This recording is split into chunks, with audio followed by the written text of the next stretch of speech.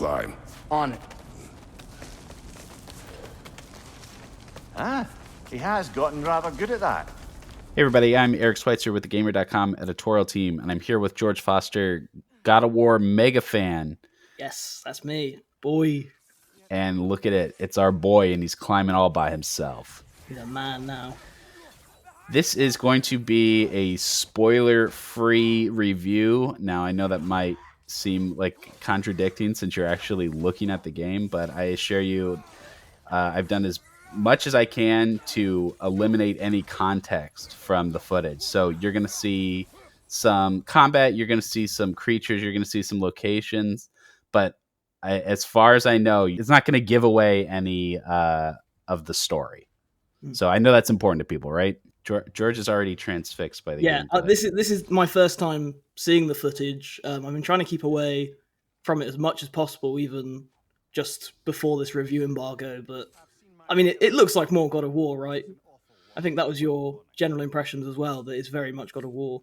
Yeah, in my first preview, so when I played the first 6 hours or so, I made the prediction that this would be just more God of War. And that's not exactly right, because this is a lot more God of War. Yeah. And we're going to see some of that variety. Right off the bat here, we have one of the new enemy types. And I think this is one of the things that people are most interested in and care about the most, is that there are different things to fight. The first one is kind of notorious for throwing the same troll at you over and over. You don't have to worry about that here. There are so many enemies, so many different types of fights, and they're not just like different size monsters. Like, they're actually very different fights. You'll see here with the Huntress. The Huntress actually has a weak point on its horns, so you can knock it down by throwing one of your weapons at its head. There's more like skill shots like that in the fights, which is interesting. And I know this looks like a boss. It's not. It's just like a big health bar enemy. These are everywhere. Yeah, I was just going to ask if this is like a repeated enemy variant or if this is like a unique one-on-one, but... Yep, there's lots of centaurs throughout the game. Ah, okay. So speaking of the combat, that's, story is one thing, but the other tenet of God of War is the combat. How is it in Ragnarok? So you have both weapons right from the start, which means that they are able to start your skill tree with a lot more interplay between them. So combat starts off a lot more engaging. One of the like small things that makes a big difference here is every time you build up the status effect of either fire or ice, the other weapon will do more damage to them. So while they're burning, the axe is stronger, or while they're frozen, the blades are stronger, which gives you a really simple and strong motivation to switch back and forth between them. And that's just sort of like the first thing. It expands a lot from there. So there's a lot more to combat. You also have this... You won't see it until a little later on, but you also have this charge meter. As you hit them and don't take hits, you build up a superpower, and then you can spend that meter to empower either of your weapons. So you're kind of managing a lot more. You've still got your same like light runic and heavy runic attack. You still have your rage meter, but there's even more cooldowns and resources to manage in combat. We jump forward to another one of the realms. This is Svartalfheim, which is the realm of the dwarves. Again, this is super early on, just in the first couple hours, but I wanted to show some of the variety in the locations you'll see. The first one we were in was actually Midgard. Midgard is all winter now. I know that was a worry for some people that it would just be snow the game, but you can instantly see here, like, this is completely different. So Baldur died, and that kickstarted Fimbulwinter, right? And Fimbulwinter is this like winter that lasts 3 years. That's why Midgard is all winter, but Fimbulwinter actually affects the realms differently. So you can kind of see this like gassy haze. That's right. Fimbulwinter in Svartalfheim, and all of the realms are affected by it in different ways. So no, it's not all just snow, not even close. So tell me a little bit about Atreus, because I keep seeing little bits of him helping out. Is he a bit more independent than he was in the last game?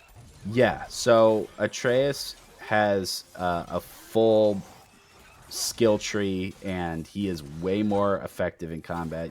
At the very start of the game, you'll learn that his giant powers are starting to come online more. So there's a lot more he can do that I don't want to talk about specifically. But he has developed a lot as a character, and the story really is his journey almost as much as it is Kratos's. He's trying to figure out who Loki is and what his destiny is. Let's talk about the upgrade, the gear progression a little Your bit. favorite part of the last game. You love the Yeah. progression. So if you play the last one recently and you're looking at this menu now, there's a lot of similarities. Right. You've got your weapons and they each have a handle. You've got your 3 gear slots for your armor and your bracers. And while that stuff is similar and it still has a lot of the same problems, like you'll go a very long time between upgrading a piece of gear because it requires a specific resource that you don't get later in the game. And you'll play hours and hours and hours before you'll level up a piece of gear.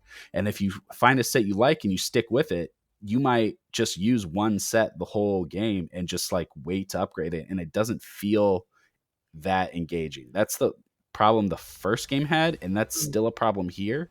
But what I found was that the build variety and the synergy between gear was a lot better, and it was a lot easier to find cool builds. The one that I used for almost the whole game was kind of a poison build, where it would poison instead of a damage over time. It's like a weaken effect, and so it would weaken them, and then my armor would give me bonus damage against poisoned enemies. So I was doing moves that would poison them, and then I was getting the bonus damage, and that was kind of the build that I gravitated towards. But there's like cooldown focus builds, strength focus builds. Like I played kind of like a mage Kratos, but there it feels like there's a lot of different ways to approach, and so many more status effects. So that's improved, and also throughout the game, that inventory system expands a lot and in some pretty surprising ways.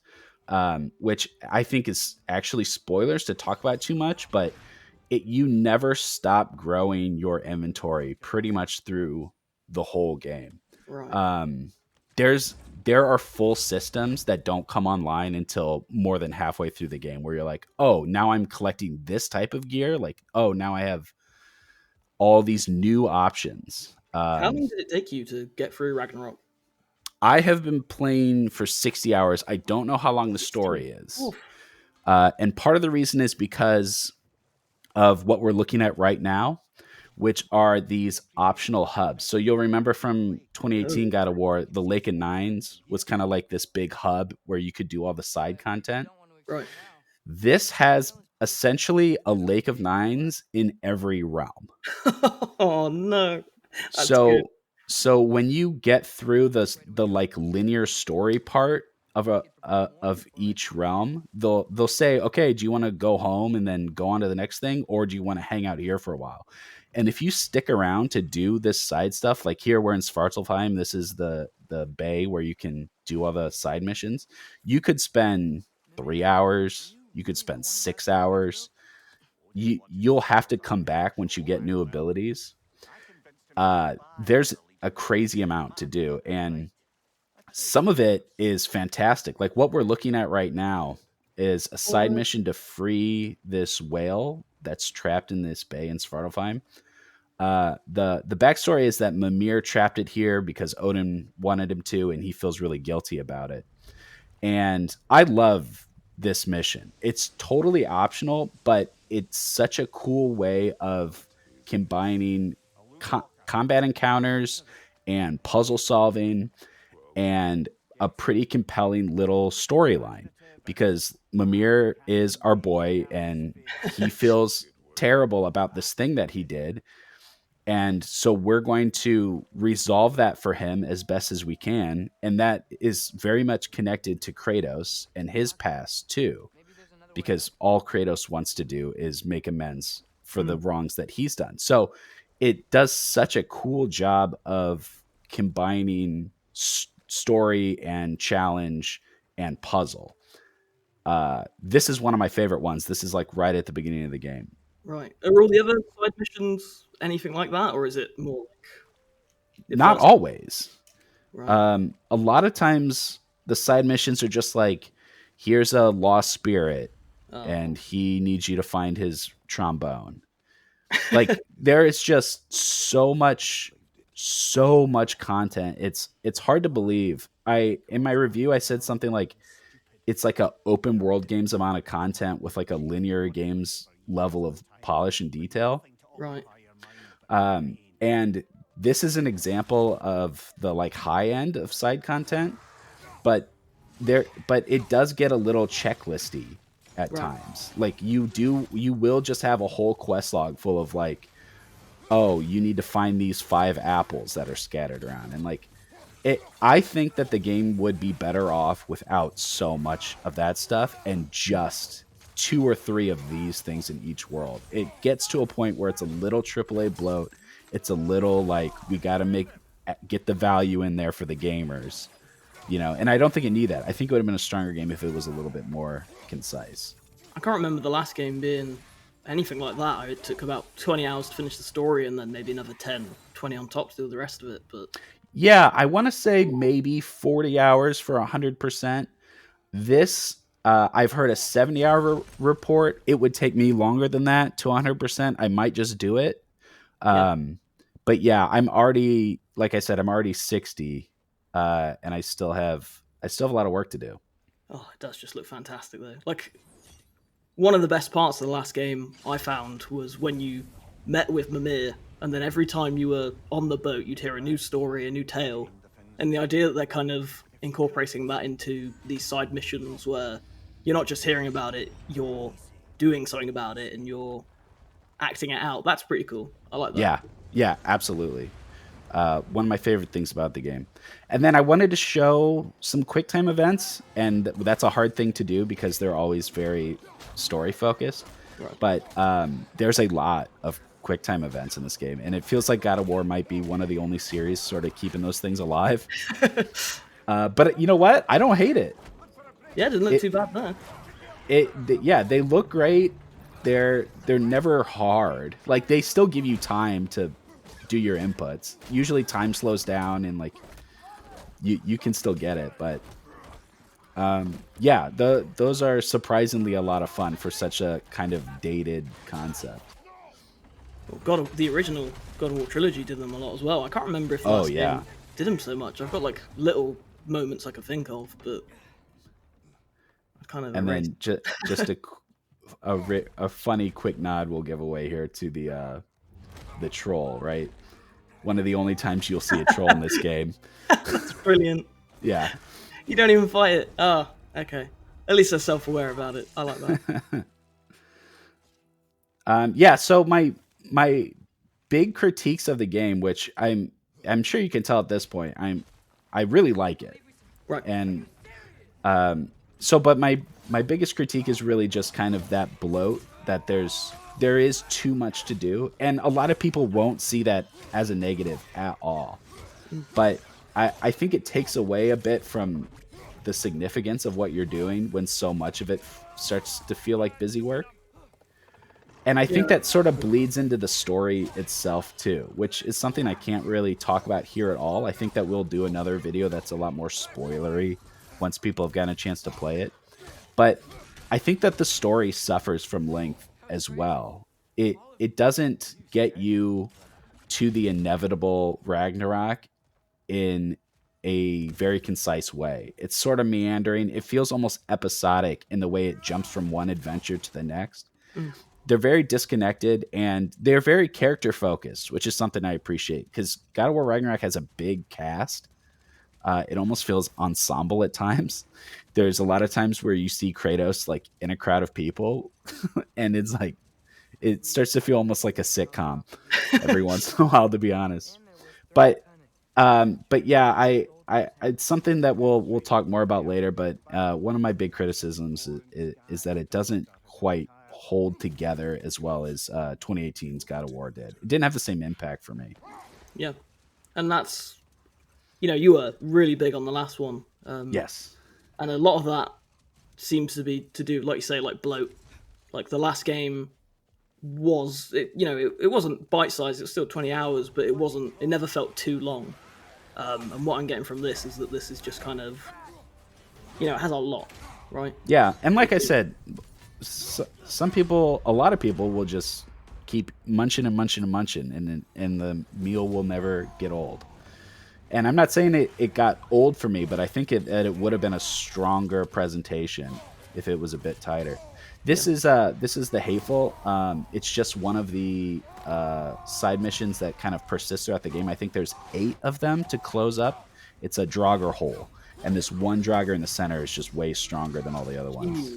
They kind of remind me of the Valkyries, but there is a Valkyrie equivalent, which I could not show here. But yes, there is like a Valkyrie type thing. I think there's also 8 of those. This is another realm. I'll let you guess which one it is. This is a bit later in the game. But I wanted to give a tease for something you probably won't see in a lot of other reviews. It's nice to see more color, like to see an environment like this. This looks really cool. Yeah, it is a breathtaking game. I think only probably like Uncharted 4 can rival the stunning vistas, like, in just how beautiful the whole thing is. And that's impressive considering it's cross-gen as well. That was going to be one of my questions. Does it feel, I sort of hate this term, does it feel next gen? Does it feel current gen? But does it kind of... It's just the biggest game of its kind ever. So it does feel like it's in a league of its own in a lot of ways. I mean, you and I have been talking about this for months. I've been sold on this the moment it was announced. Talking to you, just continues that. God of War fans are going to be so psyched for this. I expect it's going to take people weeks to finish. I played it, all day long for over a week. So, people have got a lot to look forward to. That's going to be it for our spoiler-free review of God of War Ragnarok. Thank you so much for watching. Check out my written review that's linked down in the description below. Don't forget to like, subscribe, and hit that bell, and visit us over at thegamer.com. That's The Gamer, no space.